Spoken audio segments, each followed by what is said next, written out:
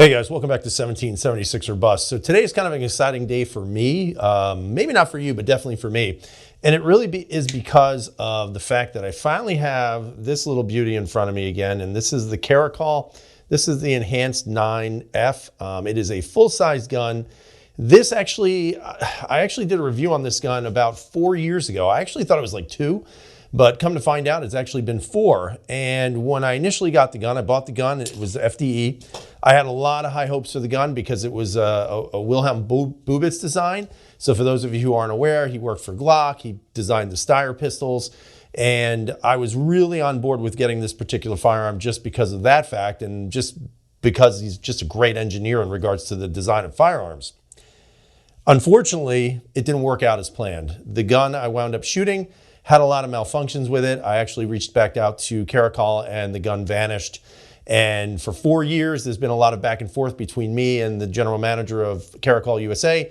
He's been a great guy. Jeff has been really, really awesome throughout the whole process, explaining to me in detail every step of the way where the gun was. There were some internal components that had been upgraded, so to speak. Some of the people they were using to supply their metal or steel or whatever it is, they changed some of those folks out because they were not happy, I guess, with the quality that they were providing. And after a 4-year kind of escapade, the gun has finally been re-released. And I am happy to say I finally got him back. And this time I don't have the FDE model. This is the one in OD green. Although I will say it's not really OD green. It's more like a bazooka green. And if you're familiar with that, you'll know what I'm talking about. But this gun is actually kind of cool. I mean, like I said, I love the gun from the time I gripped it to the time I shot it. And then once I shot it, I hated it. But, you know, looking at the gun overall, and to be honest with you, I have 2 of them. We'll talk a little bit about these at the tabletop, but this one has the quick sights, which are kind of an interesting sight picture, and we'll talk a little bit about that on the overhead. And then I have one that has the regular 3-dot sight picture. And, you know, they're both very good options. There's a third option that has raised or elevated sights and also a threaded barrel. I don't have that one, unfortunately. But overall, the gun hasn't changed at all. I mean, aesthetically, it's the same gun. There hasn't been any change to the grips, nothing to the actual, you know, lower whatsoever. There have been some adjustments to internal components from what I've heard. And so hopefully when I get this to the range, which I will be getting to it in about 4 or 5 days, hopefully it'll shoot. There'll be no issues with it. And finally, I'll have the great gun that I thought this gun would be. So we're going to go to the table. We're going to take an overhead look. I'll show you the trigger pulls, kind of show you the difference between the 3-dot sight makeup versus the quick sight, and then kind of give you my general impressions of this firearm out of the box. You know, I think obviously it won't be much different from the original version of it, only because there hasn't really been significant changes to the firearm. But I do want to refresh it, want to show it to you, and also compare it with another great Bubitz design, and that's the new Steyr MFA2, which I also have. So we'll take a look at all of those, and we'll see how it goes. So let's stay tuned. We'll go right to the table, and here we go. All right, guys, so here we are back at the table. And as you can see, it is a pretty interesting looking firearm. Now, to be honest with you, there has been really no significant changes to the aesthetics of this gun whatsoever. Whether it was the initial release several years ago, or even the other release 4 years ago that I received or that I paid for. So, you know, there really is no difference between the frame and the slide from what was released years ago. So I'm just going to put that out there. The trigger seems to be the same trigger shoe with the same type of safety.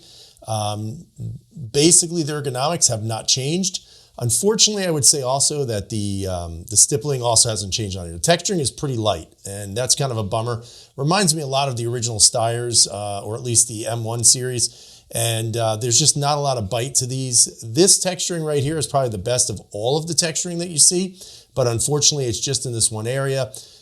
This is a very smooth texture all the way throughout, and the back and the front have the same blocky type texturing, but again, it's not very obtrusive, so it's not very grippy, so to speak. With that said, though, I would say that the ergonomics really do help hold on to the bite of the gun. The grip, the way it sits in your hand here, is just very natural feeling. And when you go to grip that gun, your hand has a very nice place to rest itself with that support, and you're going to get a good grip on it. With that said, could you always go and get yourself some grip tape? Yeah, I would highly recommend it if you really want something that's a little more tacky, because this just is not going to be it for you. You'll notice that the controls on the gun are very, very small, very, very recessed. There are not a lot of sharp items at all, whether it's anything on the slide or on the grip frame as well. You do have a 1913 Picatinny rail. You can see these two levers right here. All you need to do is push down on them. The slide comes right off, and there you have your slide. Again, very, very nice looking details and finishes inside the slide. This is the way it came from the factory. It has not been cleaned at this time, and it has not been re-oiled at all. I mean, other than that, it comes with a steel guide rod, which is a nice little thing there. And you can see that the slide is very, very slick, very small, very, very small in regards to its height, and very rounded as opposed to a blocky type of Glockish or even the Steyr slide for that matter. The barrel does protrude slightly out from the slide, so that gives it kind of a, I don't know, I guess kind of a cool look to it. I don't know what you guys think about that. Leave those comments down below. One of the things about the modules here, or the grip module, very similar to a Steyr, an APX, or even the SIGs. These are all modular designs. So technically you have one pin here and one pin there. You should be able to remove the entire internal components here. This is the serialized piece here, not the actual polymer. So technically, if they did have some, or the ability to buy separate lowers, whether it's FDE or black, you could basically just remove this and then pop it into the other color. However, at this time, I do not believe that is available or as an option. Again, you have your slide takedown here, very, very small, very easy to operate. And then you do have your mag release here, which is ambidextrous. The mag well is not very wide. However, one of the things I would say, I don't have a magazine with me right now, go figure. But one of the things I would say is that the magazines actually fit extremely well into the mag well, into the mag here, or the mag well. And I have to say the magazines are actually a little bit thinner than this, so they go right in with no issues. Now, some of the detractors of this particular firearm are going to immediately say the biggest problem they have with this is that there is no accessibility to red dots, right? So there is no red dot cutout. Neither one of the guns that I have that option. And as far as I know, Caracal is not making these with the option of a red dot. However, with that said, you do have the option of getting a quick sight, or you have the option of getting your traditional 3-dot sight that you see right here. Now, keep in mind, this is a very traditional picture. So you have your bright whites in the back. You also have a very bright circle in the front. It would have been nice to see this as a little bit more high vis in the front, but whatever. I would say that after dry firing this about 1,000 times, it is very easy to make out in the discernible dot in the front there. So it is a very nice sight picture. Again, if you like that, that's great. But remember, you will not have the optics on this particular model. According to Caracal, they designed the quick sight to be a very quick acquisition of whatever it is that you're shooting.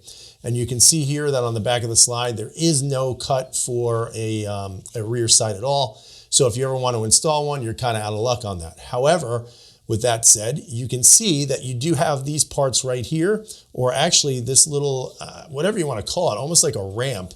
And what that is, that's actually your rear sight. And then you can see your white circle sight in the front. And to be honest with you, this is an incredibly easy picture to pick up. Again, after dry firing these guns several hundred to 1,000 times already, it is just so natural to pick up this gun with a quick sight. And as soon as you go on, you can see that this is getting picked up very quickly in between these two little posts back here. So again, a very interesting sight picture. Some people may say it's still a detraction that there is no optic capability. However, on the Caracal website, they are saying that this is just as quick as having a red dot. Again, I'm no expert, but once I go and shoot these guns, I'll let you know how that works out. I'm not exactly sure. One of the things that I absolutely loved about this firearm when I first bought it was just the slide height of this. Now, one of the things you're going to notice here is that the polymer goes all the way up, has a pretty significant beaver tail or a cutout right here for your hand.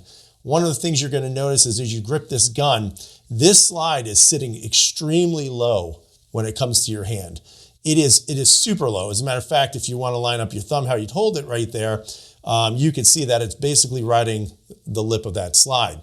Now, one of my subscribers, Rabbi, had asked about slide bite. I would tell you that's highly unlikely. One of the things they did when they designed the rear is they pushed out little pieces of polymer to the side, so it won't catch you on the sides. and there's just enough clearance back here to make sure that your hand doesn't get bit by this slide.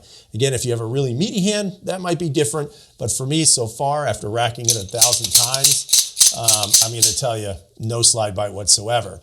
The support hand fits very nicely. The trigger is, well, I'm going to say subpar. It is not necessarily the greatest trigger, but again, this is dry firing.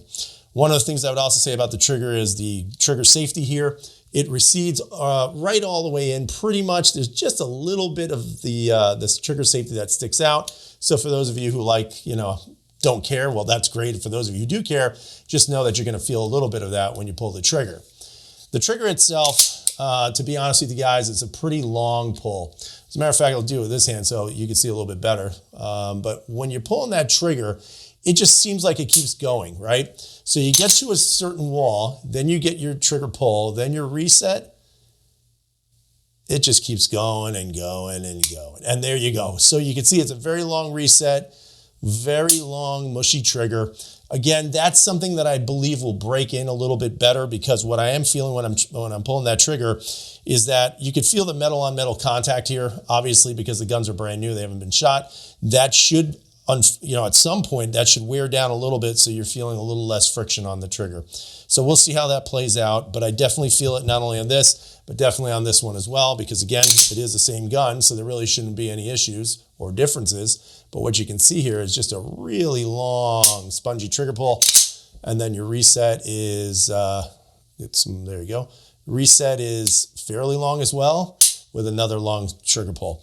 So that, I would say, is kind of a bummer, because the triggers I was hoping would be a little bit more tactile in regards to reset, and just a little bit lighter of a trigger.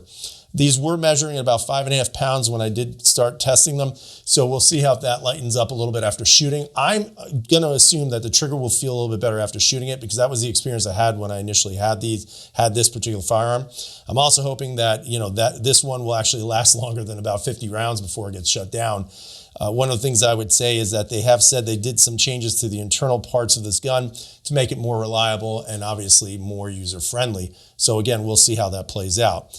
I mean, overall, they were very nice looking guns, very solid type of firearms. One of the things I just can't really stress enough is just how low these sit in your hand. It's just extremely, extremely low to the meat of your hand. To kind of put it in perspective, here's a Steyr. This is the MFA2. And you can see that while the Steyr sits very low, the slide of the Steyr is actually from bottom to top a little bit higher than this one here. And it just, in my opinion, will make a huge difference in felt recoil. While this is a very low recoil shooting firearm, I would suspect that this would be even lower. Just a lot of coolness to this. Another really nicely designed gun. Do I think I wish there would have been some improvements when they reintroduced it? Yep. I would definitely say the grip texturing would be a bonus, but again, that's not anything that some sort of grip tape can't fix. And we'll see how that plays out. Again, could these be optic capable? I think in 2024, it's probably important for a selling point. However, I would also say that is it really necessary?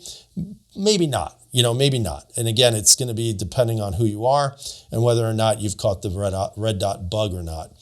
At the end of the day, I can't wait to take these out to see how they shoot, to make sure that they're actually running the way I wish they did 4 years ago. But 4 years later, I'm still not disappointed on what they look like. I'm still not disappointed on how they feel in my hand.